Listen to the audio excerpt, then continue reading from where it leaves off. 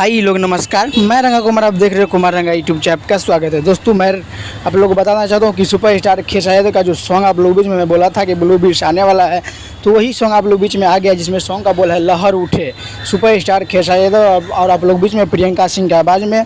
और बात करेंगे आप लोग बीच में वीडियो में नजर आएगा तो आप लोग जो खेसारी लाल यादव और आप लोग बीच में आस्था सिंह, क्योंकि इससे पहले कुछ दिन पहले आप लोग वीडियो शूटिंग हुआ था, आप लोग थोड़ा सा क्लिप में भी देख सकते हो, बहुत ही गजब का है और बहुत ही ब्लास्ट का लेवल का आएगा सॉन्ग। इसे बता दूं कि 12 तारीख को 6:15 में ये सॉन्ग छोड़ा जाएगा, कल नहीं 12 तारीख को 6:15 में। कल हो सकता है तो आप लोग ये टीजर लॉन्च कर दिया जाएगा और आप लोग देख लीजिएगा गर्दा मचेगी को। हो सकता है ये सॉन्ग आने के बाद अभी मतलब लेंथ भी हो सकता है, इसमें हर एक आदमी रील जाकर बना सकता है खेसारी के साथ, ये भी हो सकता है। ब्लू बीट्स या नहीं होगा फिर भी, लेकिन ये लहर उठेला ये सॉन्ग पक्का हिट होगा।